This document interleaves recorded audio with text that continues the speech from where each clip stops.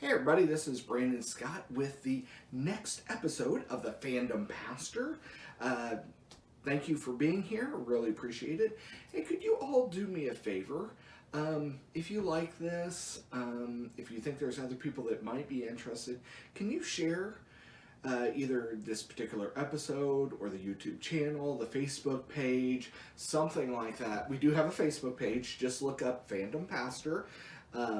The videos are all linked there, as well as some funny little thoughts and little comic strips and just in general humor.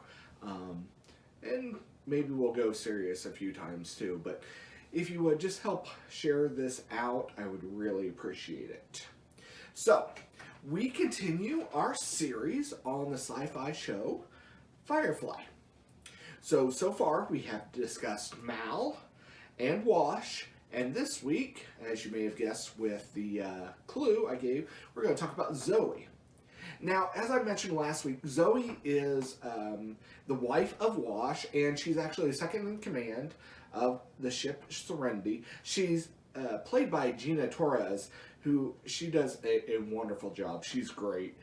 Zoe is the only one of the Serenity crew that actually knew Mal before Serenity, before they actually got their ship. Zoe actually served under Mal during the big Civil War as one of the Browncoats. She's the one that Mal absolutely trusts the most. There's really no question Mal completely trusts her. And she feels the same way. She trusts Mal completely as well. And as I mentioned, Zoe is married to Wash. And what's funny is there's a flashback in one of the episodes, and turns out Zoe did not like Wash at all initially. She had no desire to know anything about him or anything. She didn't like his kind of his attitude and his humor and everything. But obviously he won her over, and they again are married.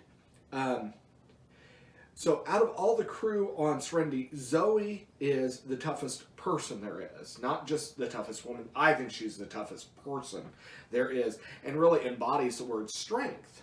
And even Wash says she is a woman who can kill me with her pinky.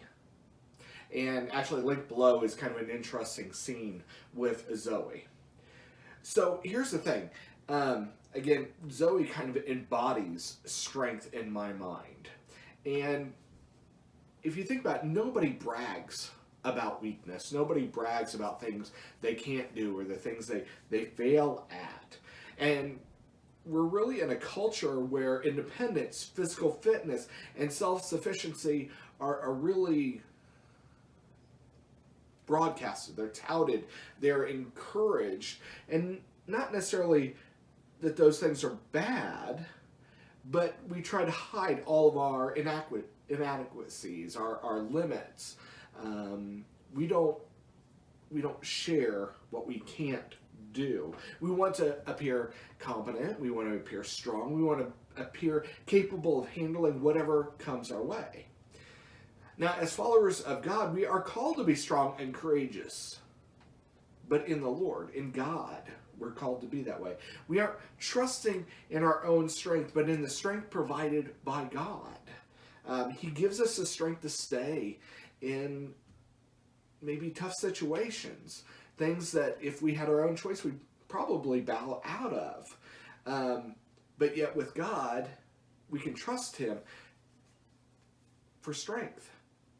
He gives us grace. He gives us wisdom to defeat all of the things that might come our way, especially in our thought life. When we become strong, when we're strong, not like Zoe, who's physically strong and just in general a tough person, we have to go beyond that. We can't just rely on our physical strength to necessarily overcome a lot of different things. We have to have this spiritual strength to deal with our situations by leaning on God. Now, our physical bodies become stronger as we lift weights, don't they? As we exercise and we eat right. And the same goes with our spiritual strength. as we grow in our faith, we have to physically lift weight, or we have to physically, spiritually lift weights, by reading the Bible, by praying, by keeping our thoughts and our environment more pure, and that builds us up, that strengthens us.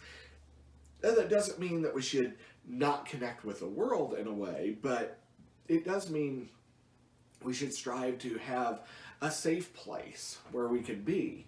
But then we do have to go out into the world.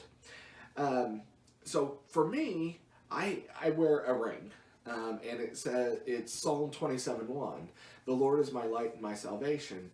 Whom shall I fear? This gives me strength by reminding myself that through God, I'm stronger than whatever it may be, because God is giving me the strength.